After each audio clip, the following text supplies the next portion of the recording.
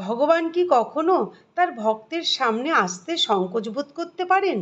শুনতে অসম্ভব মনে হলেও এক ভক্তের জীবনে এমনই এক আশ্চর্য ঘটনা ঘটেছিল।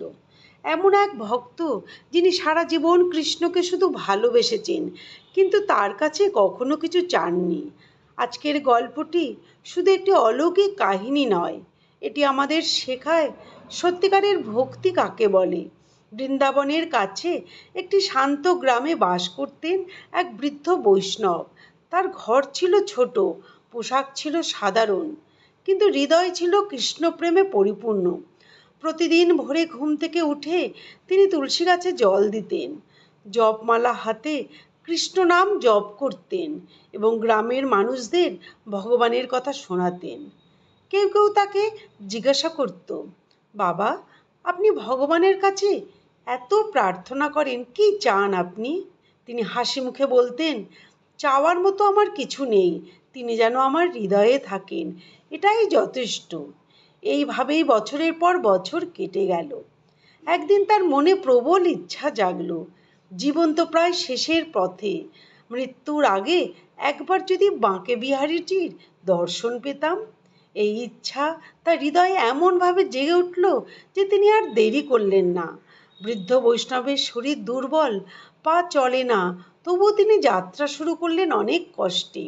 অনেক পথ অতিক্রম করে অবশেষে তিনি বৃন্দাবনের মন্দিরে পৌঁছলেন। সেদিন মন্দিরে ছিল প্রচণ্ড ভিড়।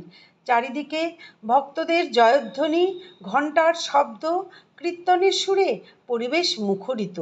সবাই অধীর আগ্রহে অপেক্ষা করছে কখন পর্দা সরানো হবে আর ঠাকুরের দর্শন মিলবে।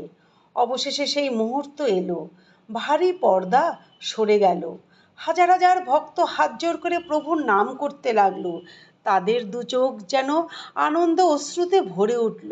কেউ বলছে জয় বিহারীজি, কেউ আবার আনন্দে চোখের জল ফেলছে। কিন্তু বৃদ্ধ বৈষ্ণবের মুখ হঠাৎ ফ্যাকাশে হয়ে গেল, কারণ তিনি কিছুই দেখতে পাচ্ছিলেন না। সামনে শুধু একটি খালি রত্নখচিত সিংহাসন দেখলেন। তিনি চোখ মুছে আবার তাকালেন, কিন্তু না, এখনো খালি সিংহাসন দেখলেন। আশ্চর্য হয়ে পাশে দাঁড়ানো এক ভক্তকে জিজ্ঞাসা করলেন, বাবা, আজকে বিশেষ কোনো কারণে বাঁকে বিহারীজির শৃঙ্গার হয়নি? লোকটি অবাক হয়ে বলল, আপনি কি বলছেন? স্বয়ং বাঁকে বিহারীজি তো স্মিত হাসি মুখে সিংহাসনে দাঁড়িয়ে আছেন। বৃদ্ধ বৈষ্ণব স্তব্ধ হয়ে গেলেন। তিনি আরও কয়েকজনকে জিজ্ঞেস করলেন, সবার উত্তর একই, শুধু তার চোখেই যেন শূন্যতা। ধীরে ধীরে তার মন ভেঙে পড়ল।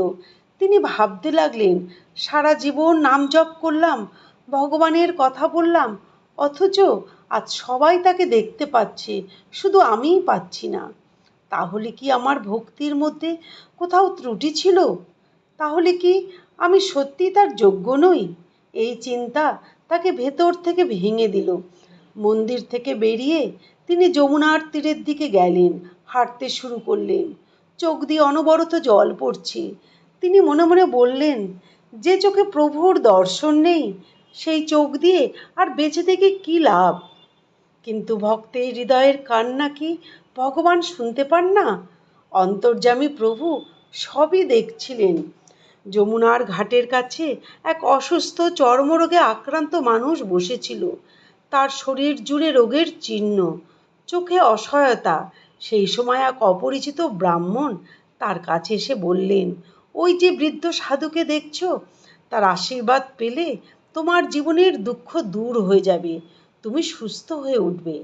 ব্রাহ্মণের কথা শুনে লোকটি ছুটে গেল সেই বৈষ্ণব সাধুর পায়ে গিয়ে পড়ে কাঁদতে কাঁদতে বলল, বাবা, আমাকে আশীর্বাদ করুন।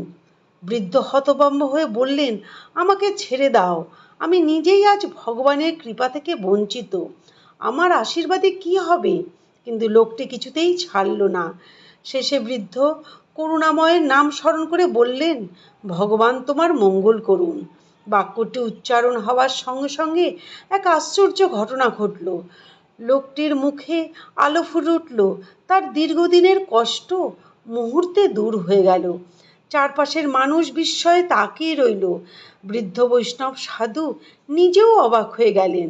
তিনি ভাবলেন যে আমি প্রভুর দর্শন পেলাম না, সেই আমার কথায় এমন কৃপালাভ কিভাবে সম্ভব। ঠিক তখনই চারিদিকে অপূর্ব শান্তি নেমে এলো। মনে হলো বাতাসে যেন ফুলের সুগন্ধ ভেসে বেড়াচ্ছে। বৃদ্ধ সাধু ধীরে ধীরে মাথা তুললেন, তারপর তার চোখ অশ্রুতে ভরে গেল। সামনেই দাঁড়িয়ে আছেন শ্যামসুন্দর, অপূর্ব মাধুর্যে ভরা সেই রূপ যার জন্য সারা জীবন তিনি অপেক্ষা করেছিলেন। বৃদ্ধ সাধু কাঁদতে কাঁদতে বললেন, প্রভু, মন্দিরে যখন আপনাকে খুঁজছিলাম তখন কেন দেখা দিলেন না প্রভু?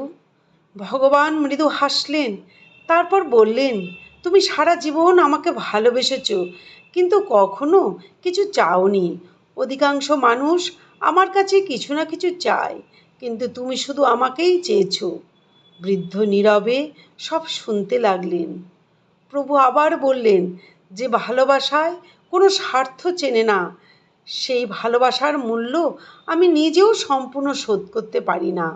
আজ যখন তুমি নিজের কষ্ট ভুলে একজন অসহায় মানুষের মঙ্গল কামনা করলে, তখন তোমার ভক্তির মহিমা আরও উজ্জ্বল হয়ে উঠল। তাই আমি আর নিজেকে আড়াল করে রাখতে পারলাম না। বৃদ্ধ বৈষ্ণবের চোখ দিয়ে অঝরে জল পড়তে লাগলো। সেদিন তিনি বুঝলেন, ভগবানকে পাওয়া যায় না বড় বড় আয়োজন দিয়ে, পাওয়া যায় না শুধু বাহ্যিক আচরণ দিয়ে, ভগবানকে পাওয়া যায় নিঃস্বার্থ ভালোবাসা দিয়ে। বন্ধুরা, আমরা অনেক সময় ভগবানের কাছে কিছু পাওয়ার জন্য প্রার্থনা করি, কিন্তু সবচেয়ে বড় ভক্তি হলো ভগবানকে ভালোবাসা, তার উপর ভরসা রাখা এবং বিনিময়ে কিছু না চাওয়া। কারণ যেখানে স্বার্থ শেষ হয়, সেখান থেকেই শুরু হয় প্রকৃত ভক্তি। আর আর আর সেই ভক্তির কাছেই স্বয়ং ভগবান নিজেকে সমর্পণ করেন। রাধে রাধে। ভিডিওটি ভালো লাগলে দয়া করে লাইক ও সাবস্ক্রাইব করবেন, আর কমেন্টে লিখুন হরে কৃষ্ণ। রাধে রাধে। নমস্কার। ধন্যবাদ।